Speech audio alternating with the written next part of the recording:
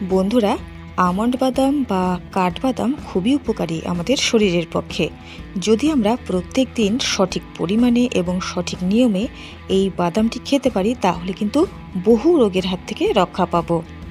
এই বাদামে আছে প্রচুর পরিমাণে অ্যান্টিঅক্সিডেন্টস, মিনারেলস, ফাইবার, নানাবিধ ভিটামিনস, উদ্ভিজ্জ প্রোটিন, এছাড়া আরও অনেক কিছু। এই বাদামটি খেলে আমাদের শরীরে রোগ প্রতিরোধ ক্ষমতা বৃদ্ধি পেয়ে থাকে। এছাড়া হজম ক্ষমতা বৃদ্ধি পায়, কোষ্ঠকাঠিন্য দূর হয়, এটি ওজন নিয়ন্ত্রণ করতে সহায়তা করে থাকে। এতে আছে প্রচুর পরিমাণে ভিটামিন এ, যা চোখের দৃষ্টি ভালো রাখতে সহায়তা করে। যাদের নাইট ব্লাইন্ডনেস রোগটি আছে তারা প্রত্যেক দিন যদি আমন্ড বা কাঠবাদাম খেতে পারেন তাহলে কিন্তু নিশ্চিত উপকার পাবেন। বন্ধুরা, ডায়াবেটিস পেশেন্টদের পক্ষে কিন্তু এটি একটি উত্তম আহার। এটি ডায়াবেটিসকে নিয়ন্ত্রণ করে থাকে। এছাড়া ক্যান্সারকেও কিন্তু নিয়ন্ত্রণ করে এই কাঠ বা আমন্ড বাদাম। যদি নিয়মিত এটি আমরা খেতে পারি সঠিক পরিমাণে তাহলে কিন্তু অ্যানিমিয়া বা রক্তাল্পতার কবলে কখনোই পড়ব না। এটি হাড় শক্ত করে থাকে এবং হাড় ক্ষয় রোধ করে।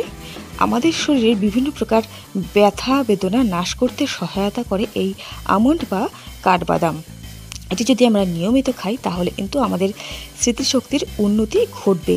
এটি মস্তিষ্কের টনিক হিসেবে কাজ করে থাকে। এছাড়া নার্ভকেও কিন্তু ভালো রাখে।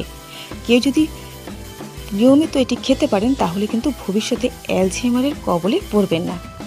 বন্ধুরা, যাদের শরীর একেবারেই দুর্বল, এনার্জি একেবারেই নেই এবং ত্বকে কোনো কান্তি নেই, তারা নিয়মিত এই বাদামটি অবশ্যই খাবেন, তাহলে কিন্তু এই সমস্ত সমস্যা থেকে মুক্তি পাবেন।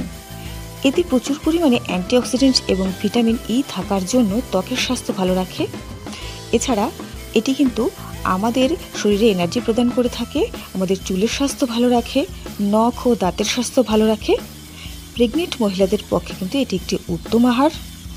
বন্ধুরা, ছোট্ট শিশু থেকে বৃদ্ধ সকলেই কিন্তু এটি খেতে পারেন, তবে কিছু কিছু ক্ষেত্রে এটি না খাওয়াই ভালো।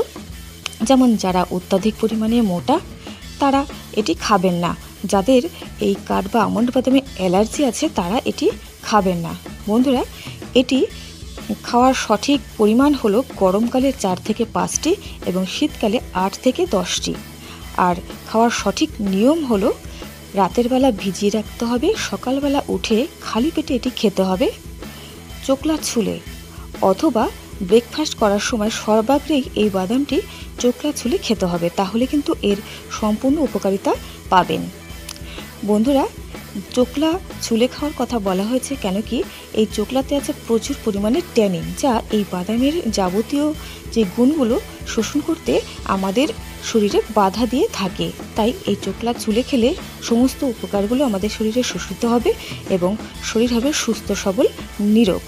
বন্ধুরা, ভিডিওটি ভালো লাগলে অবশ্যই লাইক করবেন এবং শেয়ার করবেন বন্ধুদের সঙ্গে, আর চ্যানেলটিকে অবশ্যই সাবস্ক্রাইব করে রাখবেন নিয়মিত গুরুত্বপূর্ণ আপডেটগুলো পাওয়ার জন্য। সকলেই ভালো থাকবেন, সুস্থ থাকবেন। নমস্কার।